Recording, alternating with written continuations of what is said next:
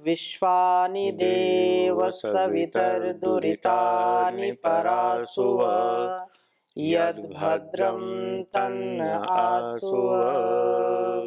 ओम शांति शांति शांति।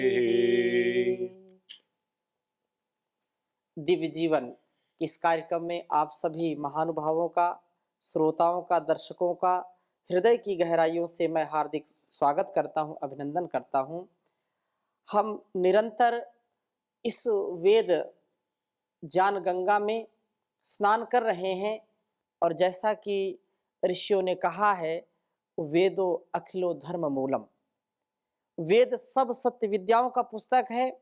वेद का पढ़ना, पढ़ाना, सुनना, सुनाना सभी आर्यों का अर्थात श्रेष्ठ जनों का परम कर्तव्य है। ये हमारा परम कर्तव्य है, इसको पढ़ें, पढ़ाएं और जीवन में, आचरण में लाएं। ऋषिकल्प पूज्य आचार्य श्री का हमको सानिध्य मिल रहा है। मैं उनको बहुत ही आप की ओर से भी और अपने हृदय की गहराइयों की ओर से भी बहुत बहुत प्रणाम करता हूँ। प्रणाम स्वामी जी, प्रणाम। महाजनो येन गता सपंथा ऋषिराम चरितम सत्यम। जो महापुरुषों की सन्निधि है, उनका जो आदेश निर्देश है, उनका जो संकेत है, जो उपदेश है, इससे हमारे जीवन को बहुत ऊंचाई मिलती है। हम जीवन को धन्य कर लेते हैं। तो ऐसे समर्थ गुरुजनों का जो ज्ञान विज्ञान में और अनुभवों में श्रेष्ठ हैं, ज्येष्ठ हैं, ऐसे महापुरुषों का सानिध्य वास्तव में बड़े सौभाग्य की बात होती है। और आचार्य श्री का जीवन ऐसा ही है, जिनका दर्शन मात्र से ऐसे वस्त्रों में भी किसी ऋषि के तुल्य ही प्रतीत होते हैं, ऋषि से कम नहीं। तो ऋषि कल्प आचार्य श्री का सानिध्य मिल रहा है। पिछली कक्षा में प्रश्न ये था कि वेद, उपवेद और वेदांग, इनकी आवश्यकता क्या है और वास्तव में ये एक ही है अथवा अलग अलग है, इनकी महत्ता क्या है। तो आचार्य श्री ने संकेत किया था और महाभाष्य के कुछ उदाहरणों के साथ अपनी बात हमको समझाई थी कि जो वास्तव में जीवन को उच्च श्रेणी का जी करके संसार की सेवा करना चाहता है, वास्तव में जो ब्राह्मण कहलाता है, जो इस आचरण से परिपूर्ण होना चाहता है, उसके लिए वेद अंग परम आवश्यक है, षडंगों, 6 अंगों के साथ। और उसमें हमने शिक्षा और व्याकरण की थोड़ी चर्चा सुनी थी। आप श्री से पुनः निवेदन है कि आगे हम सबका मार्गदर्शन करें। जी स्वामी जी महाराज, प्रणाम। मैंने आपकी सेवा में और आपके माध्यम से देश के लाखों लाखों जो श्रोता हैं, दर्शक हैं, उनकी सेवा में निवेदन किया था कि वेद मूल है, वेद आधार है। और हम जानते हैं कि कोई भी वृक्ष तब तक हरा भरा रहता है जब तक उसकी जड़ें, उसका मूल धरती माता की गोद में बड़ी दृढ़ता के साथ जमा रहता है, तो वो पेड़ हरा भरा रहता है। वृक्ष को हरा भरा रखने के लिए उसकी जड़ों को सींचना आवश्यक होता है। इसी प्रकार से संसार में जो ज्ञान विज्ञान है, विद्याएं हैं, प्रकाश है, संस्कृति है, परंपराएं हैं, आदर्श हैं, जीवन चरित्र है, ये सारा का सारा उसी वेद रूपी वृक्ष का पूरा प्रतान है, उसी का विस्तार है। इसलिए उसकी सुरक्षा करना। और हमारे प्रातः वंदनीय ऋषियों ने, आचार्यों ने, लेखकों ने, विद्वानों ने, ब्राह्मणों ने, सब ने मिलकर के कुछ इस प्रकार की साधना की, ऐसी तपस्या की, इतने अधिक उत्तमोत्तम ग्रंथों का निर्माण करके, और उन सब का एक ही अभिप्राय था कि हमारा वेद यदि पूरी तरह से पुष्पित और पल्लवित है, हरा भरा है और उसकी जड़ें धरती में मजबूत हैं, तो हमारी संस्कृति, हमारी मानवता को कोई संसार का व्यक्ति नष्ट नहीं कर सकता। और उसी के लिए ये सारा का सारा, और छोटी छोटी बातें जो हमको दिखाई देती हैं, उन पर भी इतनी गहरी, इतनी पैनी दृष्टि उनकी रही स्वामी जी महाराज की आज उसको देख करके, सोच करके, विचार करके बड़ा आश्चर्य होता है। शिक्षा ग्रंथों की चर्चा मैंने आपके सेवा में की थी, कैसे हम उच्चारण करें, किस वर्ण का, किस स्वर का कहाँ से उच्चारण होता है, उस उच्चारण में यदि कहीं दोष हो जाए तो किस प्रकार से समस्या खड़ी हो जाती है। जी। बड़ा सुंदर लिखा है वहाँ पर, माधुर्यम अक्षर व्यक्ति पदच्छेदस्तु सुस्वर धैर्यम लय समर्थम च षडेते पाठका गुणा। व्यक्ति जिस समय बोलता है, कोई बात कहता है, तो उसके उच्चारण में, उसकी भाषा में ऐसा सामर्थ्य होना चाहिए। जैसे कवि सुभाष चंद्र बोस देशवासियों का आह्वान करते थे, तुम मुझे खून दो मैं तुम्हें आज़ादी दूंगा, और उनके इतने छोटे से वाक्य को सुन करके देश के हजारों हजार नौजवान जी। नवयुवक नवयुवतियाँ अपना जीवन, अपना सर्वस्व उनको समर्पित करने के लिए तैयार रहते थे। तो वाणी में बड़ा सामर्थ्य होता है जी। शब्दों में बड़ी शक्ति होती है। बोलने वाले के जीवन की जो साधना है, तपस्या है, वह भी उसकी वाणी के माध्यम से संसार के सामने प्रकट होती है। तो शिक्षा ग्रंथों में इसका बड़ा विशेष ध्यान रखा गया है कि हम किस प्रकार से वाणी का उच्चारण करें। और व्याकरण के बिना भाषा समझ में नहीं आ सकती। बहुत सुंदर लिखा है भर्तृहरि ने, इदम अंधम तमः कृत्स्नम जायेत भुवनत्रयम यदि शब्दाभयम ज्योतिर आ संसारम न दीप्यते। सारा संसार यदि प्रकाशित हो रहा है तो शब्द की ज्योति से प्रकाशमान हो रहा है। वो शब्द की ज्योति ठीक प्रकार से जलती रहे और वहाँ अर्थों का ठीक प्रकार से विस्तार हो, उसका ग्रहण हो, उसमें किसी भी प्रकार का कोई दोष न आए, इसलिए व्याकरण ग्रंथों का निर्माण किया गया। व्याकरण के द्वारा ही हम भाषा विज्ञान को भी समझते हैं, व्याकरण के माध्यम से ही हम निरुक्त आदि ग्रंथों को भी समझने का सामर्थ्य प्राप्त करते हैं। और वेद को समझने के लिए व्याकरण तो सर्वोपरि है। महर्षि पाणिनि ने अपने अष्टाध्यायी नामक अद्भुत ग्रंथ में बहुलम छंदसी बहुलम छंदसी बहुलम छंदसी अनेक सूत्रों में ये जो छंदसी शब्द का प्रयोग किया है जी। इससे वेद के विषय में व्याकरण किस प्रकार से प्रवृत्त होगा, इसको बड़े विस्तार के साथ बताया है। व्याकरण के बाद जब हम चलते हैं तो हमारे सामने जो दूसरे ग्रंथ आते हैं छंद शास्त्र। जी। छंद शास्त्र के द्वारा भी जैसे जो वेद का स्वाध्याय करने वाले श्रद्धालु हैं, जिज्ञासु हैं, वो देखते हैं कि प्रत्येक वेद में, प्रत्येक वेद मंत्र के साथ ऊपर अध्याय में या सूक्त में उस मंत्र का देवता, उस मंत्र का ऋषि और उसी के साथ साथ छंद का भी वहाँ पर विधान होता है। छंद पादौ तु वेदस्य, ये छंद जो हैं वेद के पैर के समान हैं।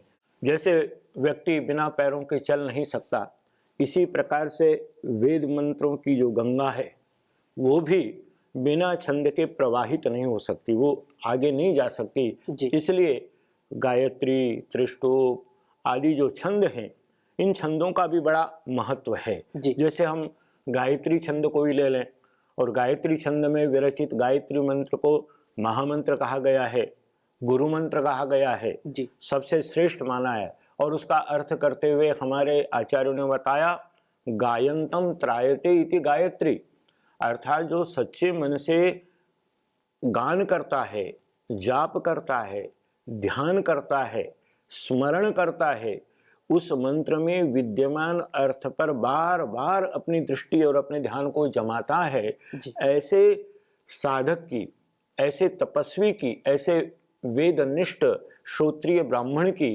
वेद माता गायत्री माता रक्षा करती है। कहा भी है अगले एक मंत्र में, स्तुता मया वरदा वेद माता। तो ये सारा का सारा छंदो विधान और उससे मंत्रों की सुरक्षा। जैसे हम किसी भी अनमोल वस्तु को सुरक्षित करने के लिए उसके चारों तरफ कुछ ना कुछ आवरण, आच्छादन, सुरक्षा का कवच बनाते हैं, तो इसी प्रकार से इन मंत्रों की वर्ण संख्या, अक्षर संख्या को भी सुव्यवस्थित रखने के लिए छंद रूपी कवच का निर्माण किया गया है। और इस छंद के बाद हम आगे चलते हैं तो फिर निरुक्त। निरुक्त तो एक ऐसा ग्रंथ है, ऐसा वेदांग है कि जिसके बिना वेद समझ में आ ही नहीं सकता।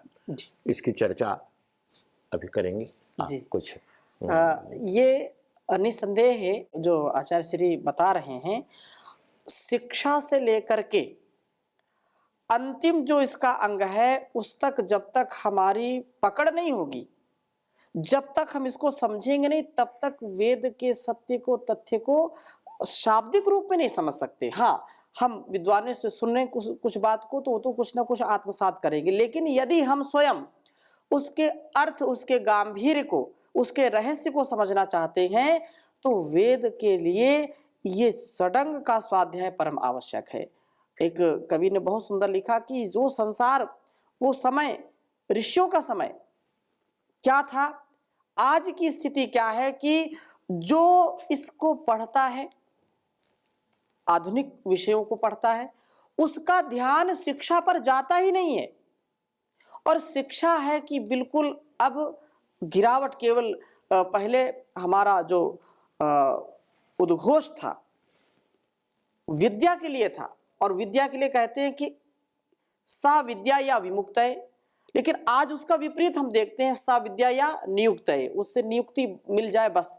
शिक्षा हमारे जीवन का आधार है, हमारे ज्ञान का आधार है, इसलिए शिक्षा में यदि गड़बड़ी हो गई तो फिर यह आधार ही गड़बड़ है, तो फिर कैसे भवन खड़ा होगा। इसलिए यहाँ पर आचार्य श्री शिक्षा से लेकर के व्याकरण और ज्योतिष, छंद, निरुक्त आदि की चर्चा कर रहे हैं। इसको और आगे हम समझने का प्रयास करें। स्वामी जी महाराज, मैंने आपके समक्ष चर्चा की शिक्षा ग्रंथों की, व्याकरण की और छंद की जी, और इसके बाद निरुक्तम श्रोत्रम उच्यते। जी जी, वेद का स्वाध्याय करने के लिए, वेद के अर्थ को ठीक ठीक प्रकार से जानने के लिए निरुक्त का पढ़ना अत्यंत अत्यंत आवश्यक है, क्योंकि निरुच्यन्ते शब्दा यत्र, अर्थात जहाँ शब्दों को निष्कृष्य निष्कृष्य अलग अलग करके, तोड़ तोड़ करके, उनका विग्रह करके, पदच्छेद करके और निर्वचन के माध्यम से शब्द के वास्तविक अर्थ को, गूढ़ अर्थ को, निहितार्थ को हृदयंगम कराने के लिए निरुक्त शास्त्र से बढ़कर के और कोई शास्त्र हो नहीं सकता। जी। निरुक्त के विषय में बड़ा सुंदर लिखा है, वर्णागमो वर्ण विपर्ययश्च द्वौ चापरौ वर्ण विकार नाशौ धातोस्तदर्थातिशयेन योगः तदुच्यते पंचविधम निरुक्तम। ये निरुक्त 5 प्रकार का कहा गया है, लेकिन मैं अपने श्रोताओं और दर्शकों को इसकी जटिलता में न ले जा करके केवल उदाहरणों के द्वारा निरुक्त का क्या महत्व है इसको थोड़ा सा स्पष्ट करना चाहूँगा। जैसे निरुक्त के प्रारंभ में ही यास्काचार्य ने कहा, समाम्नायः समाम्नातः सव्याख्यातव्यः तमिमं समाम्नायम निघंटव इत्याचक्षते। वैदिक शब्दों का संग्रह निघंटु नाम के एक ग्रंथ में कर लिया गया।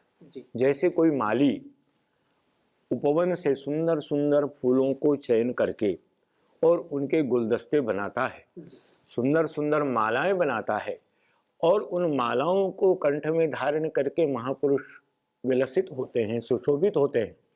जैसे हम सम्मान्य व्यक्तियों को फूलों के गुलदस्ते भेंट करते हैं, इसी प्रकार से यास्काचार्य ने निघंटु में एक एक शब्द के पर्यायवाची अनेक शब्दों का संग्रह कर लिया और उसके बाद कहते हैं सव्याख्यातव्य, उसकी व्याख्या करनी है। तो उस व्याख्या को कैसे करें, वहाँ एक उदाहरण के रूप में एक मैं प्रस्तुत करता हूँ जो यास्काचार्य ने दिया है। आचार्य, आचार्य शब्द दिया गया। आचार्य शब्द का उच्चारण करके कई बार सामान्य लोगों के मन में भ्रांति भी हो जाती है। आचार्य कह करके जो भोजन पकाने वाला है उसको भी आचार्य कहते हैं। कई लोग आचार्य शब्द का अर्थ ये भी ले लेते हैं कि जो अंतिम संस्कार आदि क्रिया करवाते हैं वो आचार्य है। लेकिन आचार्य शब्द कितना गौरवपूर्ण है, कितना महाशाली है, इसका स्पष्ट संकेत, स्पष्ट निर्देश निरुक्त से प्राप्त होता है। जहाँ महर्षि यास्क ने आचार्य शब्द का निर्वचन करते हुए कहा आचार्य आचारम ग्राहयति आचिनोति अर्थान आचिनोति बुद्धिमिति वा। अब यह अर्थ जब हमारे सामने आता है तो एक आचार्य की विलक्षण मूर्ति, उसका एक स्वरूप, उसका एक दिव्य जीवन हमारे आंखों के सामने स्पष्ट होने लगता है कि आचार्य उसको कहते हैं जो सबसे पहले अपने आचार्य जो है अपने प्रिय शिष्य के जीवन के सारे दोषों को निकाल करके और उसको चरित्रवान बनाता है, आचार्य से विभूषित करता है, उसके जीवन का नवनिर्माण करता है, सद्गुणों से उसके जीवन को इतना चमका देता है कि वो जहाँ जाता है उसकी चमक से, उसके आलोक से, उसके प्रकाश से सारा वातावरण प्रकाशित हो जाता है। तो ये शब्दों के जो प्राण तत्व स्वरूप जो अर्थ हैं जी, उसकी जो आत्मा है, उस आत्मा को उद्घाटित करने का, उसको प्रकाशित करने का काम निरुक्त के माध्यम से होता है। निरुक्त में बहुत सारी शंकाओं का भी समाधान किया गया है। जैसे एक वर्ग बहुत समय से इस देश में रहा है, सब जगह रहता है, जो इन सार्वकालिक सत्यों को स्वीकार नहीं करता, जो केवल स्थूल जड़ पदार्थों को ही देखता है, उससे आगे की जो सत्ता है, ईश्वरीय सत्ता है, जो एक कण कण में व्याप्त सत्ता है, उसका वो अनुभव नहीं कर पाता, उसके प्रति उसकी नकारात्मक दृष्टि होती है। तो ऐसे ही कौत्स जैसे बड़े नास्तिक थे, उन नास्तिकों के कुछ प्रश्न थे, उनकी कुछ शंकाएं थी, उन शंकाओं को उभार करके व्यासकाचार्य ने एक एक शंका का, एक एक प्रश्न का उत्तर दिया है, और उससे हमारी वेद के प्रति जो आस्था और निष्ठा है, भावना है, और बलवती होती चली जाती है। जब तक निष्ठा नहीं है किसी विषय में, जब तक हमारी श्रद्धा नहीं है, तब तक हम उस विषय को चाहे सुने, चाहे पढ़ें या देखें, उसका प्रभाव हमारे ऊपर पड़ नहीं सकता है। इसलिए श्रद्धा हमको होनी चाहिए वेद ज्ञान के प्रति, वेदों के प्रति, वेदांगों के प्रति, तब जाकर के इससे हम कुछ पा सकते हैं। इसलिए गीता में भी कहा श्रद्धावान लभते ज्ञानम, श्रद्धा से ही व्यक्ति ज्ञान को प्राप्त करता है। तो हम अपने अंदर जिज्ञासा, उत्कंठा, अभिप्सा का आधान करें, और कहते हैं जिज्ञासा ज्ञान की जननी होती है। जब जिज्ञासा करेंगे तो निसंदेह मिलेगा। तो हम ले ही रहे हैं गुरु जी से। हाँ, मैं निवेदन कर रहा था कि निरुक्त में बहुत सारे विषय हैं। जैसे अभी मैंने कौत्स की चर्चा की। कौत्स नाम का एक नास्तिक था जी, जो वेदों को नहीं मानता था और कहता था, वो सबका प्रतिनिधि था उन सारे नास्तिकों का जो वेद के प्रति, अपनी परंपराओं के प्रति आस्थावान नहीं होते, आस्था रहित होते हैं। उनके एक एक प्रश्न का उत्तर उन्होंने दिया है। शब्द की नित्यता, शब्द नित्य है, कभी नष्ट नहीं होता। संस्कृत की नश धातु जिसका अर्थ है अदर्शन, आदर्शन, वो हमारी स्थूल दृष्टि से बाहर हो जाता है, लेकिन उसका अभाव नहीं होता, वो समाप्त नहीं होता। तो इस प्रकार से शब्द कभी नष्ट नहीं होता। शब्द जो है वो आकाश का धर्म है, इसलिए वो आकाश में समाहित हो जाता है, वो नित्य है। इस प्रकार के विषयों का भी बहुत उत्तम प्रकार से, बहुत ही हार्दिक अभिव्यक्ति करते हुए, जिससे कि वो हृदयंगम हो जाए, उसका वर्णन किया गया है।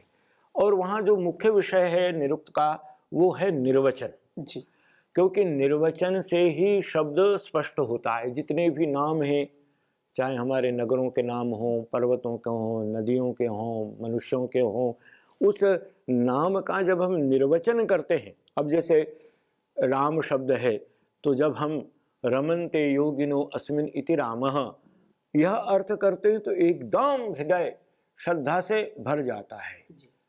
योगी जहाँ रमण करते हैं वो राम है।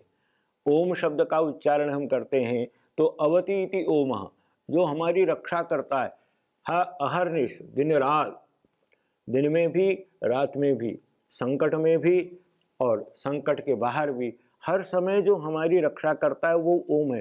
तो इस प्रकार से निरुक्त में सैकड़ों हजारों शब्दों के निर्वचनों को प्रदर्शित करके हमको एक दृष्टि दी है जी कि कोई भी शब्द यदि हमारे सामने आता है तो उसका हम जो यौगिक अर्थ है उसको जानने के लिए उसका निर्वचन करें, तो निर्वचन करने से वो अर्थ बिल्कुल स्पष्ट हो जाता है। इस युग के सबसे बड़े वेद भाष्यकार, जिन्होंने मानव मात्र को वेद पढ़ने का अधिकार दिया और वेद सब सत्य विद्याओं की पुस्तक है, वेद का पढ़ना पढ़ाना सबका परम धर्म है, ये उद्घोष किया, महर्षि दयानंद सरस्वती ने अपने यजुर्वेद भाष्य में और ऋग्वेद भाष्य में जी व्याकरण और निरुक्त के प्रमाणों को देते हुए ही सत्य अर्थ को प्रकाशित किया है। और इसलिए वह ऐसा अर्थ है कि जिस अर्थ को पढ़ करके किसी भी प्रकार की कोई भ्रांति नहीं होती। जी निरुक्त के बाद फिर ज्योतिष है। ज्योतिषाम ऐनम चक्षु, कहते हैं जैसे हम आंखों से सारे संसार को देखते हैं, इसी प्रकार से ज्योतिष शास्त्र के द्वारा हम वेद रूपी पुरुष का ठीक ठीक प्रकार से अवलोकन कर सकते हैं, वेद मंत्रों के सही सही अर्थ को जान सकते हैं। क्योंकि यदि हमारी दृष्टि नहीं होगी ठीक, आप जानते हैं स्वामी जी महाराज, जैसी दृष्टि होती है वैसी सृष्टि होती है। हमारा जैसा नजरिया होगा वैसा ही नज़ारा हमको चारों तरफ दिखाई देगा। इसलिए दृष्टि को ठीक करना, दृष्टि दोष बहुत बड़ा दोष है। और यही कारण मुझे लगता है कि पूरे विश्व में, केवल भारत की चर्चा नहीं, सारे विश्व में सबसे अधिक जो कैंप आयोजित किए जाते हैं वो आँखों के कैंप होते हैं, नेत्र के होते हैं। तो ये स्थूल नेत्र तो ठीक हो ही हो, लेकिन उसके साथ साथ जो आभ्यंतर नेत्र है जी जो विवेक का नेत्र है, जिसको ज्योतिष के माध्यम से खोलने की दृष्टि हमारे ऋषियों ने दी, तो वो ज्योतिष भी अत्यंत आवश्यक है। और अंत में कहा कि ज्योतिष के बाद, ज्योतिष से हमने अपनी दृष्टि को ठीक किया, बहुत बड़ा। और फिर कल्पसूत्र, ये कल्पसूत्र भी एक बहुत विस्तृत हमारा शेवधि है जी हमारा बहुत बड़ा खजाना है। और इस कल्पसूत्र के भी अनेक भेद हैं, कोई शुल्ब सूत्र हैं, कोई धर्म सूत्र हैं, और इतना अधिक सारा यज्ञ किस प्रकार से हो, यज्ञ कुंडों का निर्माण कैसे हो, और यज्ञों के माध्यम से ही हम रेखा गणित, बीज गणित, अनेक सारी जो गणित की विद्याएं हैं उनको कैसे समझ सकते हैं। पूरा का पूरा हमारा व्यापक धर्मशास्त्र का एक संसार है, उसको हम मानवीय दृष्टि से कैसे देख सकते हैं, ये सारा का सारा इन वेदांगों के अंदर विद्यमान है। और अंततोगत्वा इन सब के द्वारा उस वेद को ठीक ठीक प्रकार से जानना, वेद रूपी सागर में से रत्नों को चुन चुन करके प्राप्त करना, उनसे अपने जीवन को अलंकृत करना, मैं समझता हूँ कि यही इस वेदांग साहित्य का सबसे बड़ा प्रयोजन है। और इस प्रयोजन को पूरी तरह से चरितार्थ करने में वेदांग साहित्य सफल हुआ है, सार्थक हुआ है। और इसलिए वेद जो पढ़ना चाहते हैं उनको चाहिए कि धीरे धीरे इस वेदांग साहित्य में भी विचरण करना प्रारंभ करें, जिससे कि वेद ठीक ठीक प्रकार से समझ में आ सके। एक छोटी सी शंका जी अक्सर लोग करते हैं, ये ज्योतिष शब्द जब आ जाता है, आज का जो दौर चल रहा है ज्योतिष के नाम पर बहुत ही गोरख धंधा चलता है। जी। तो ये उसी ज्योतिष की बात है या दूसरे ज्योतिष की बात है? नहीं, स्वामी जी महाराज, जो आज फलित ज्योतिष जी जी जिसके नाम पर पूरे समाज को भ्रमित किया जा रहा है जी ये उसकी चर्चा नहीं है जी अपितु ज्योतिष जिसका आधार गणित शास्त्र है जी और इसीलिए कहा यथा शिखा मयूराणाम, जैसे मयूर की शिखा सर्वोपरि विद्यमान होती, उससे मयूर की सुंदरता चारों तरफ फैलती है, इसी प्रकार से गणितम मूर्धनि स्थितम, गणित जो विद्या है वो मूर्धा पर स्थित है। तो गणित के आधार पर, और आप देखते हैं स्वामी जी महाराज कि इस तिथि में सूर्योदय कितने बजकर कितने मिनट और कितने सेकंड पर होगा, राहु से, केतु से और से सूर्य और चंद्रमा कब कहाँ किस समय किस देश में कितने कितने अंश पर ग्रसित होंगे, यह जो बताने वाला विज्ञान है वह ज्योतिष विज्ञान है। और उस ज्योतिष के द्वारा ज्योतिष की आंखों से जब हम वेद मंत्रों को देखते हैं तो फिर किसी प्रकार का कोई भ्रम नहीं रहता। बहुत सुंदर बात कही गुरुजी ने कि हमको भ्रम नहीं पालना चाहिए। जो लोग ठगते हैं कि अब शनि तुम्हारे ऊपर चढ़ा हुआ है, राहु चढ़ा हुआ है, ये सारी बातें जो ज्योतिष के नाम पर भ्रांति फैलाने का काम करते हैं, उनसे हमको बचना चाहिए। जो वैदिक ज्योतिष है, जो गणितीय ज्योतिष है, उसको हमको समझना चाहिए। तो आज समय हो गया है, इस पर और आगे हम चर्चा करेंगे। ऋषिकल्प आचार्य श्री का सानिध्य हमको सतत मिलता रहेगा। इन्हीं शुभकामनाओं के साथ ओम शांति शांति शांति। ओम श्री गुरुभ्यो नमः।